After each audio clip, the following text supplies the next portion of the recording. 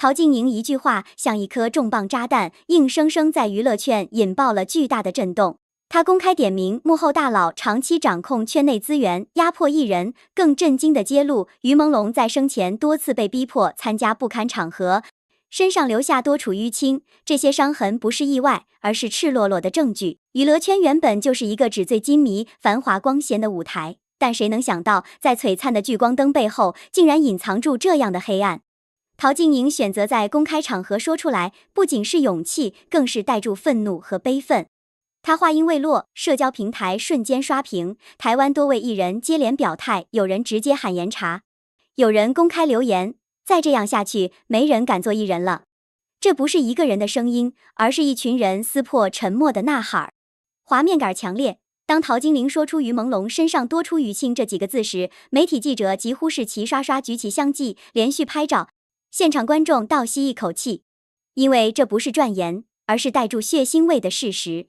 有人爆料，早在他最后一次公开亮相时，就有敏锐的粉丝发现他脖子和手臂上有掩盖不住的伤痕。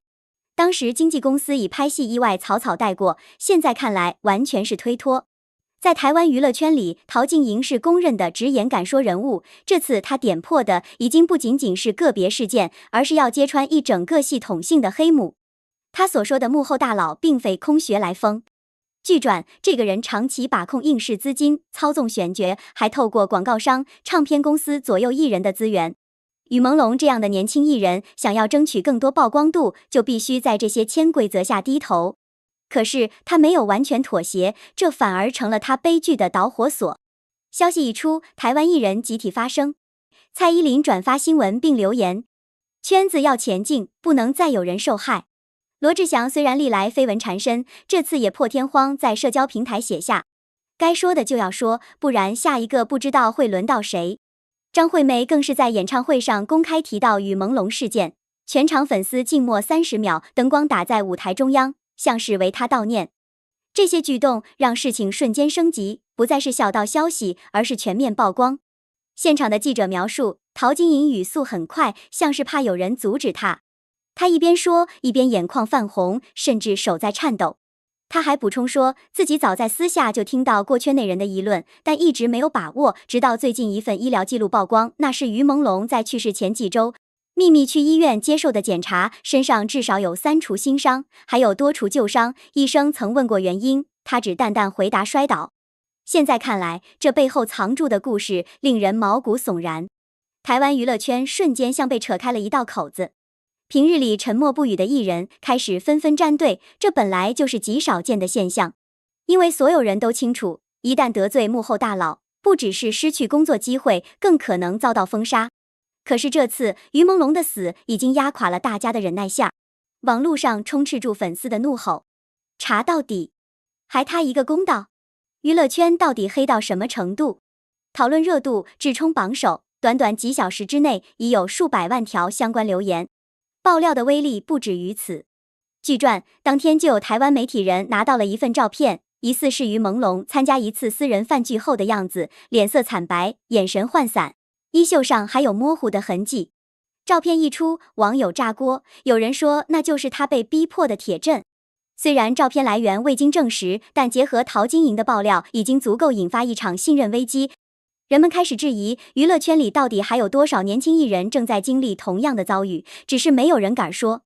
新闻热点进一步扩散，香港媒体、新加坡华语圈媒体也纷纷转载，评论一片沸腾。有人直言这是亚洲娱乐圈的水落石出，也有人愤怒质问，到底还要牺牲多少人，这些大佬才会被拉下马？在这样的氛围下，陶晶莹的名字一夜之间成了正义代言人。而于朦胧的悲剧则像是一面镜子，把整个娱乐圈的阴暗都照了出来。社交平台上的艺人声援声音此起彼伏，有台湾年轻歌手公开说，看完新闻我整夜睡不住，想起自己曾经在酒局里被迫陪笑的场景，心里发冷。还有演员写下，于朦胧不是第一个，也不会是最后一个，如果我们再沉默，那我们就都是帮凶。这些话让网友更愤怒，因为大家突然意识到，这不只是单一个体的悲剧，而是系统性压迫下的常态。大众情绪被一步步推到沸点，舆论压力让相关单位不得不出面表态。娱乐工会表示将会调查，媒体追问经纪公司，公司却以不回应为由拒绝。这种态度更是火上浇油，网友群起攻之，骂声铺天盖地。舆论场上，陶晶莹的勇敢和经纪公司的沉默形成鲜明对比，也让事件的正邪立场更为清晰。整个第一波爆炸已经把事件推向一个无法逆转的局面。陶晶莹不仅仅是说出真相，而是点燃了一把火，把长期压抑在娱乐圈里的恐惧、黑暗和怨气全都推到台面上。她的一句“身上多处淤青”等于给了舆论一个最具体、最血腥的画面。观众脑海里立刻浮现的不是明星的光鲜，而是一个年轻演员身上亲子交错的身体，那是一种被践踏、被压榨到极限的证据。这样的开场让人心里发冷。娱乐圈的华丽外衣瞬间被撕得粉碎。陶晶莹的爆料，台湾艺人的集体发声，于朦胧身上的伤痕，这一切组合起来，形成了最震撼的新闻现场，一场看似光鲜的娱乐盛宴，其实背后是血泪交织的战场。陶晶莹的爆料之所以掀起这么大的震动，不只是因为她敢说，更因为她说中了所有人心里最害怕却最真实的那一面，娱乐圈里的大佬掌控。这些幕后势力就像无形的网，把演员、歌手、主持人，甚至编剧导演都死死捆住。于朦胧的身上淤青并不是孤立的个案，而是这张网的直接产物。他只是其中一个倒下的人，而活住的更多人正默默忍受。要看懂这场爆料，必须先拆解大佬这个角色。娱乐圈表面上是导演、投资方、唱片公司说了算，但真正能一手遮天的，往往是背后资本与黑势力的结合。他们掌控资金流向，能决定一部戏谁演男主角，能决定哪首歌能打榜，能决定哪个艺人能红，哪个艺人被雪藏。他们不只是投资人，更是隐形操控者。一旦谁不听话，就可能面临被封杀、被换角，甚至被丢进莫名其妙的酒局里当陪客。陶晶莹点破这层黑幕，等于是赤裸裸把整个圈子血淋淋的内幕丢到观众眼前。更可怕的是，这些幕后大佬并不只是对艺人资源操控那么简单，而是会直接把手伸到他们的私生活里，配酒、站台，甚至更肮脏的潜规则。对于刚出道、年轻、渴望上位的艺人来说，几乎就是一条必经之路。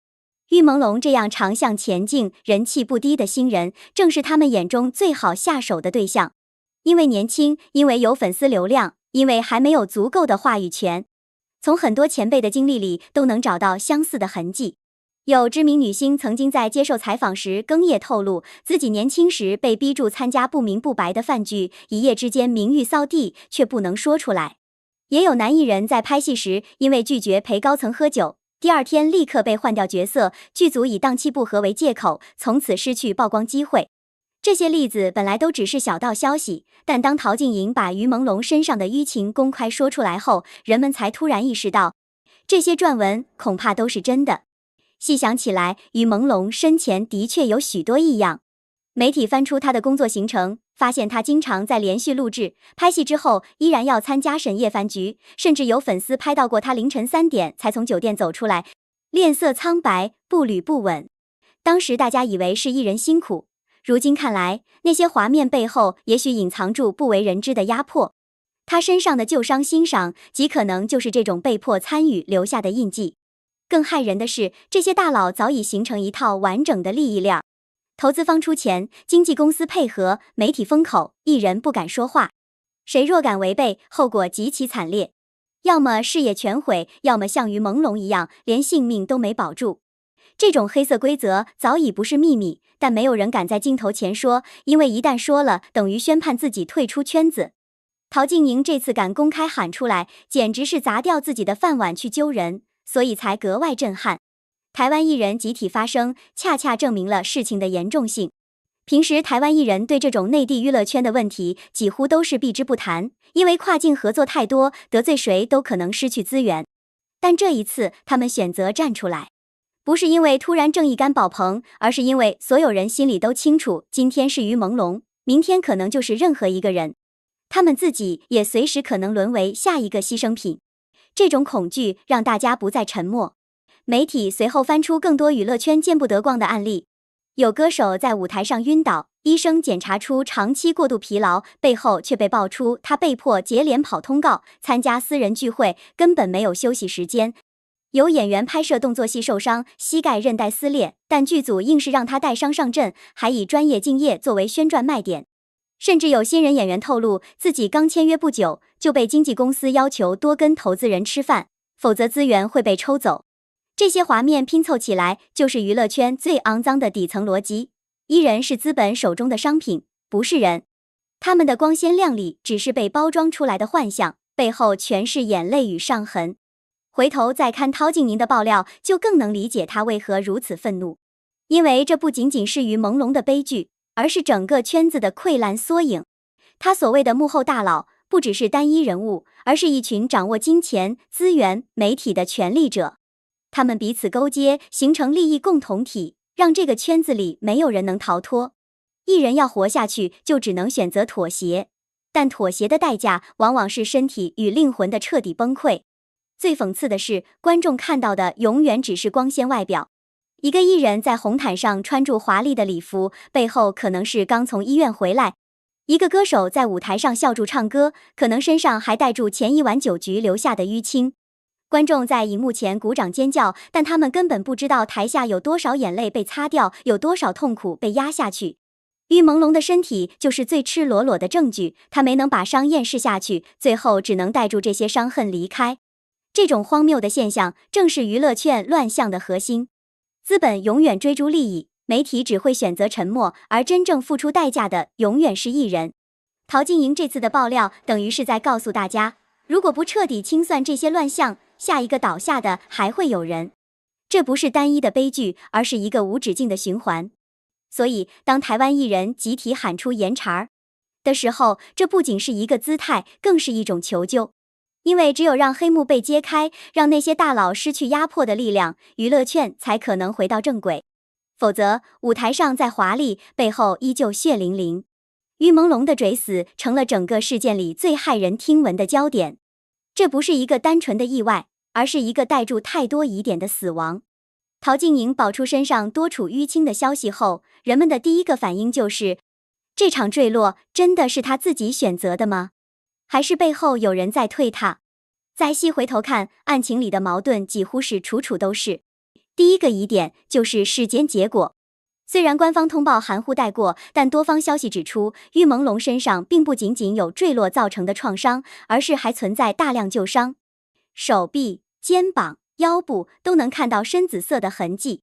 专家分析，这些伤痕不像是单纯摔倒能造成的，更像是被钝器击打或者长期受到外力压迫留下的痕迹。这种解读让人无法把它和单纯意外划上等号。第二个疑点是监控缺失。据传，它坠落的住宅小区平日安保极严，楼道电梯都有监控，然而偏偏在案发当天，部分监控画面无法调取。这种巧合未免太过可疑。有记者爆料，曾试图向物业调取资料，但遭到拒绝，只得到一句“系统维护”。这让外界更加怀疑，是否有人提前动了手脚，刻意抹去真相。第三个疑点来自邻居的证词儿。有居民表示，在坠楼前1小时，听见高声争吵与重物撞击的声音，这和官方所谓安静环境下的意外完全不符。更有甚者，邻居提到似乎听到男人的骂声，隐约转出一句“你以为你能逃得掉”。这句话一旦被媒体曝光，整个事件立刻蒙上黑色的阴影。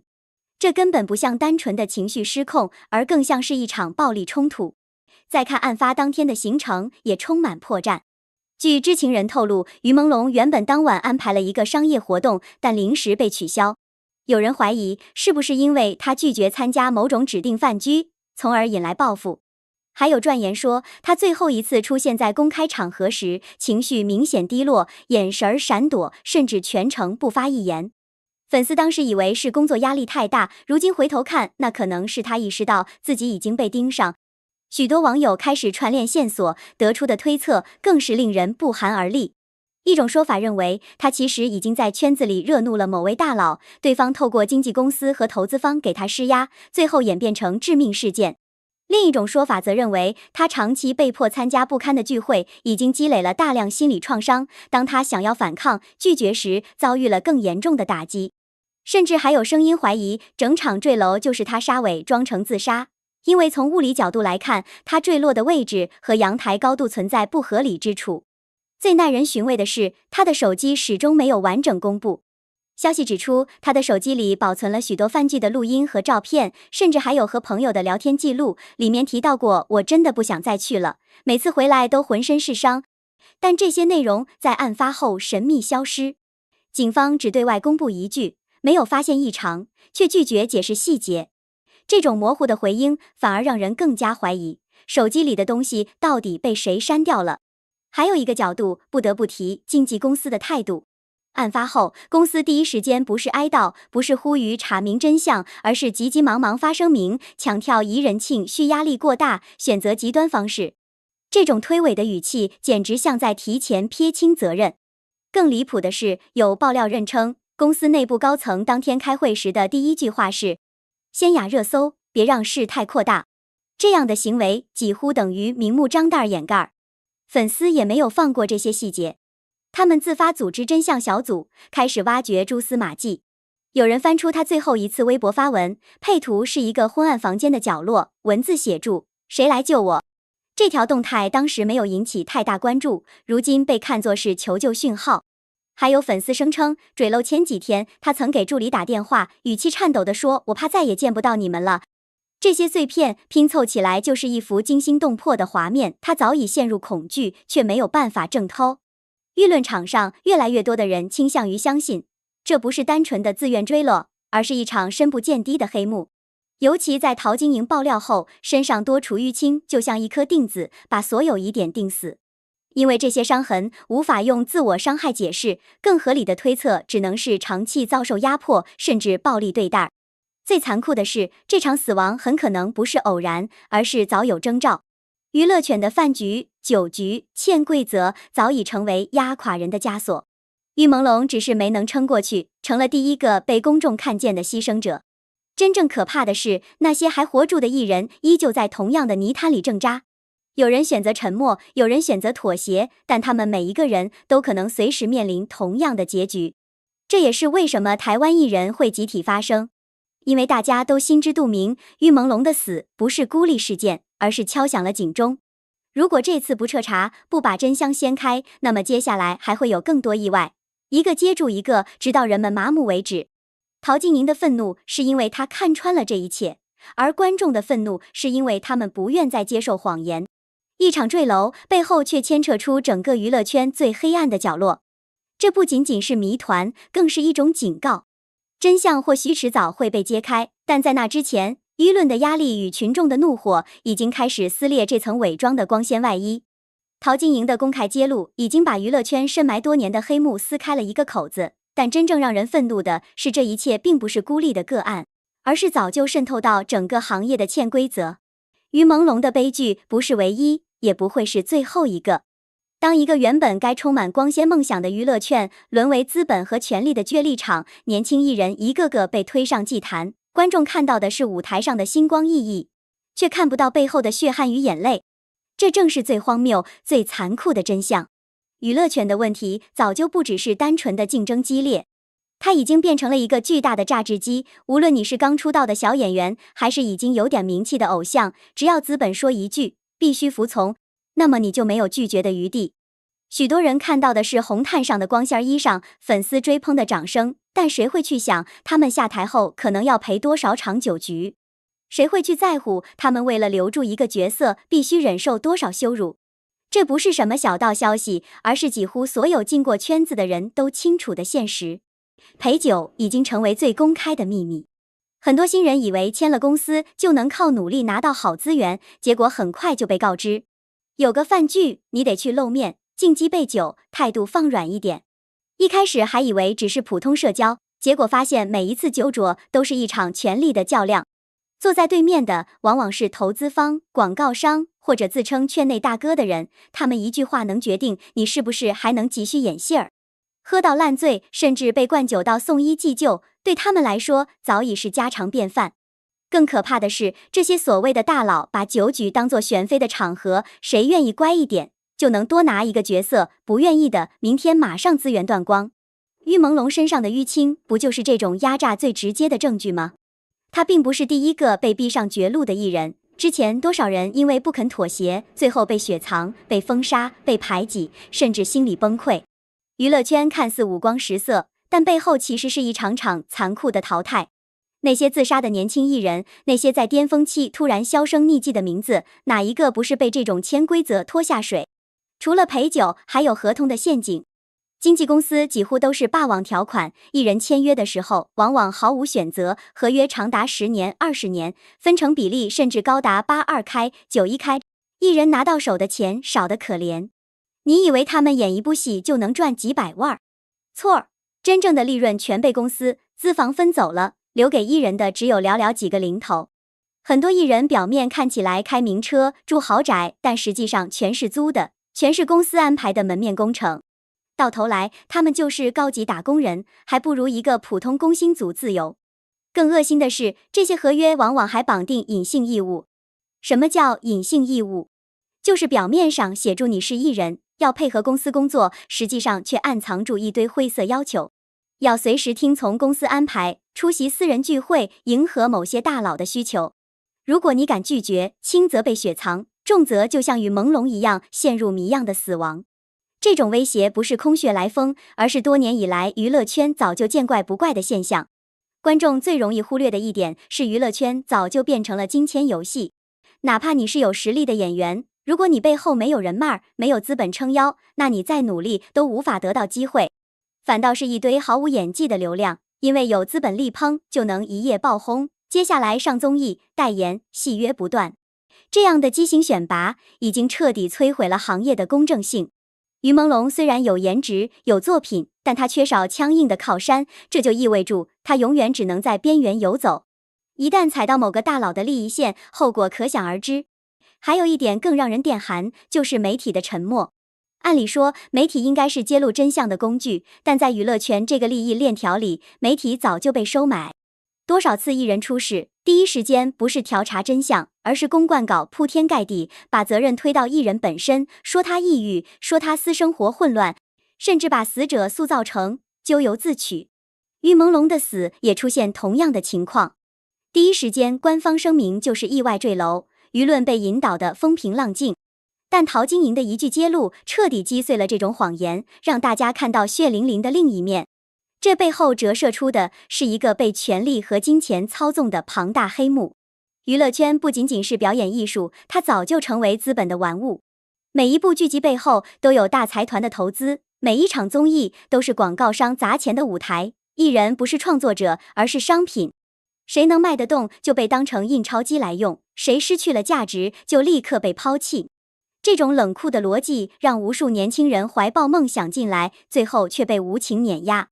这样的娱乐圈，不查清、不整顿，还要多少人去死？于朦胧今天倒下了，明天可能就是另一个无名小演员，后天可能就是一个人气偶像。只要这套潜规则还存在，悲剧就永远不会停止。陶晶莹的勇敢发声，让人看到了希望，也让更多艺人敢于站出来。但光靠几个人的呐喊，根本无法撼动这个盘根错节的利益链。唯有彻底揭开娱乐圈的底层逻辑，让所有丑陋的潜规则曝光于阳光之下，才能避免下一个于梦龙的出现。娱乐圈该被彻查，这不是一句口号，而是所有看清真相的人心中的怒吼。艺人不是玩偶，不是资本的玩具，他们也是活生生的人，有血有肉，有尊严。观众爱看的是他们的作品，不是看他们被践踏、被欺压。今天的于朦胧已经成了压倒娱乐圈虚伪假象的最后一根稻草。真正的问题不是谁还敢爆料，而是这个圈子能不能承受一场彻底的清算。太黑了！一段据称来自娱乐圈内部的机密视频在网络上疯转，瞬间引爆了舆论场。画面里，导演程青松与编剧季光光正坐在酒桌上，满桌的酒瓶与菜肴，灯光昏暗，气氛诡异。最令人胆寒的是，身处其中的明星于朦胧被不断劝酒，手里的酒杯一次又一次被斟满，脸色渐渐发白，神情恍惚，明显已经撑不住。有人甚至伸手狠狠按住他的肩膀，逼迫他低头，强迫他把那一杯卑劣酒灌下去。视频的每一帧都像刀子一样刺进粉丝的心。这不再是什么轻松的朋友聚会，而是赤裸裸的潜规则现场，毫不遮掩地暴露了娱乐圈最肮脏的一面。这段视频之所以震撼，原因不只是因为画面肮脏，更因为它彻底推翻了外界对于朦胧不堪压力选择坠楼的单纯说法。很多人看完后，脑中浮现的第一个问题就是：这真的是自杀吗？还是说背后有一双双硬性的黑手，把他一步步逼上了绝路？评论区瞬间炸锅，网友们用最直白的语言表达愤怒：这不是自愿，这就是陷阱。什么狗屁朋友饭局，就是设局毁人啊！一时间，微博热搜、抖音热榜全被这段视频刷屏，无数人愤怒转发，要求彻查。细看画面，不难发现，所谓拼酒根本就是蓄意安排。程庆松和吉光光两人脸上带住冷笑，言语之间不断挑衅，甚至有意给现场营造一种不喝就是不给面子的氛围。而于朦胧眼神里的无助和挣扎，成为最触目惊心的细节。他想推开酒杯，却被人硬生生按住手腕。他试图站起来离开，却立刻有人拦住他的去路。那种被困住、被强迫的窒息感，透过荧幕转递出来，让观众看得心惊胆战。尤其是当画面中有人压低声音说出“这就是规矩，懂得就喝”这句话时，网友的愤怒彻底被点燃。更离奇的是，随后有知情人爆料，翻查当年乔任梁去世的轨迹，竟然发现程青松与季光光也在场。当时同样是打住朋友聚餐的名义，同样有大量灌酒，同样转出情绪不稳导致自杀的说法。这样的重叠让人不寒而栗。网友直言，这已经不是巧合，这就是手法固定化。两起事件背后是同一套剧本，于朦胧和乔任梁的遭遇如出一辙。舆论的震荡很快突破娱乐圈范畴，媒体开始连夜调查，甚至有记者联系到了当年的乔任梁好友，对方更业主回忆，那天他根本没想自杀，他只是情绪低落，但酒桌上的东西根本不是一个人能承受的。这些细节再次把自杀说推向悬崖边，大众开始怀疑是否有一股强大的力量在背后操控舆论，把一个原本可能是被害的真相硬生生包装成自愿的戏码。值得注意的是，这段视频并非普通偷拍，而是由内部人士流出，角度隐秘，声音清晰，显然是有人早就留了一手。这意味着，在娱乐圈这个利益复杂的沼泽里，不止一方知道内幕，甚至可能有多人参与，默许。现在，随着视频曝光，这些人或许再也藏不住了。舆论场里的声音越来越激烈，有人怒吼：必须彻查，别再拿自杀糊弄我们。此刻，于朦胧不再只是单纯的受害者形象，而是被放置在一个更大的阴谋漩涡里。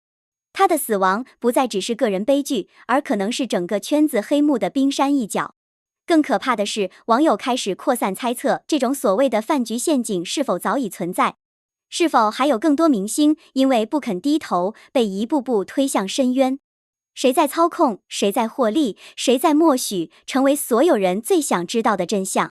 娱乐圈的粉饰太平在这一夜彻底崩塌，表面上的光鲜亮丽被这段机密视频生生撕开，底下烂到骨子里的潜规则和权力游戏赤裸裸展现在公。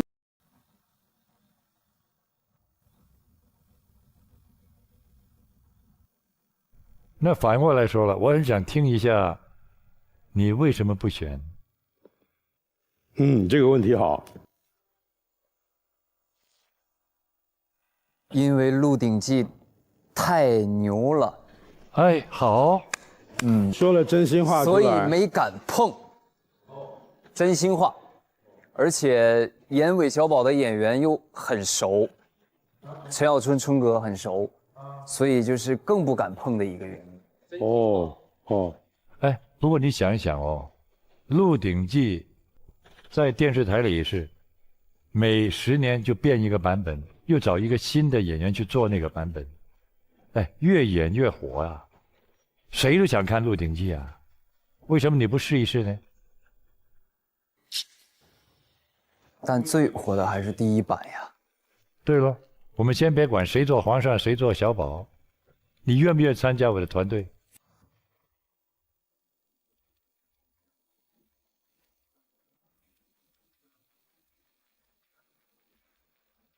老师，我有我心目中的第一选择，因为我希望通过这次机会可以让导师们看到我的更多可能性嘛，这是我来的一个目的。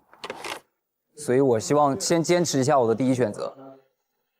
其实我要插嘴，因为我们刚刚希望你们能争取经验，就你们现在你想的多了，因为你有心目中那一个角色，你不一定选得到，但是要争取。越比较之前那个演员，你不更有机会吗？你可以用另外一个方式的嘛，你不需要跟他们比较，我们之前说过了。所以最后给你一次机会问你了，你要马上要回复，你自己决定，没有勉强的。你决定之后，你自己承担你自己的后果嘛，每个人都要这样的，对不对？接还是不接？最后给你一次机会问你了，你要马上要回复，接还是不接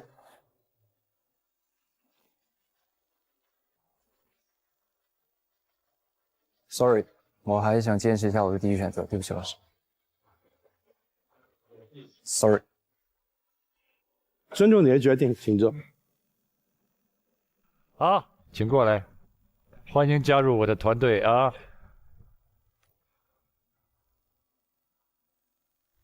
好，现在是宫心计劇組選角。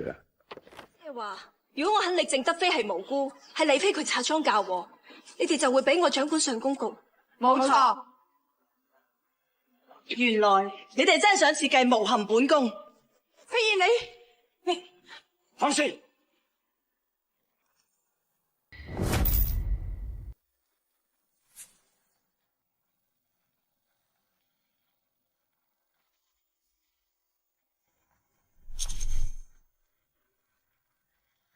老师好，不管是姚金玲还是钱飞燕，他们俩其实都是反派嘛。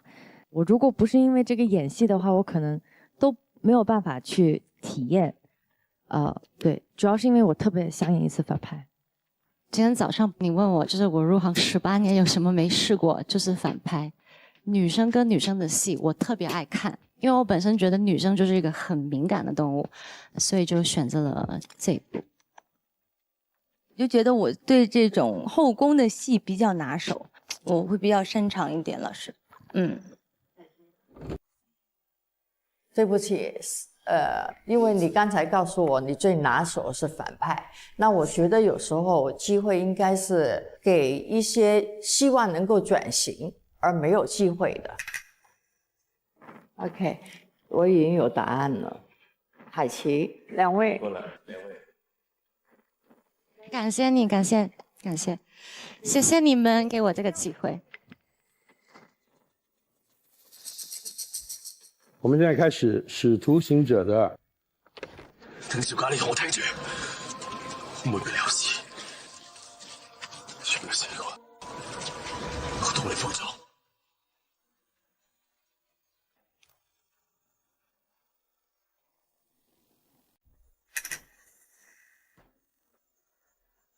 他身上那股亦正亦邪的东西，我身上都有。卧底是有两面性的，然后其次就是他是一个火爆的性格嘛，我也是。还有就是各位监制说我平时太嘻嘻哈哈了，我希望通过这个角色让各位监制看到我冷的一面。哎，刚才你拒绝了钟保罗，你说你心中已经定了是鲍 C 是我的首选，是。这么厉害，我就要你。谢云哥，丁姐呢？谁有兴趣？我调动情绪和信念感也是蛮强的，我希望能把这个角色挑战成功。真的很爱这部戏，里面的每一个角色我都很爱，包括您演的方黑高。哦，谢谢。我选你。你过来，谢谢。对不起啊，没事。上海滩的選角。看看。浪奔浪流，萬里滔滔江水永不休。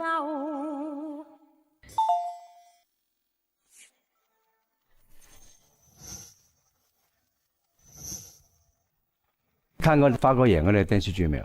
没看过。对，对我来说是一个蛮大的挑战。他是非常有气场的一个角色，我平时没什么气场，对，所以蛮想挑战这种当大哥的感觉。柯宇，就是你觉得他是个大哥，其实他不单只是个大哥，从一个小人物吧，经历呢跟他那个遭遇呢，就是许文强的性格是比较内敛，还有非常深沉的。我看你的外形呢和你的表现呢，我觉得你是可以捉捏得很好的，可以发挥出来的。谢谢老师。女生来争取了要。因为我本来就是上海人，然后我又有很强的民国情节，我就很想演这样一个表面上看去文文弱弱，但是心里特别有劲儿的一个角色。里边也有很多感情纠结的一些戏，我觉得我可以很好的把握。我在选择黑衣服那位。谢谢谢谢。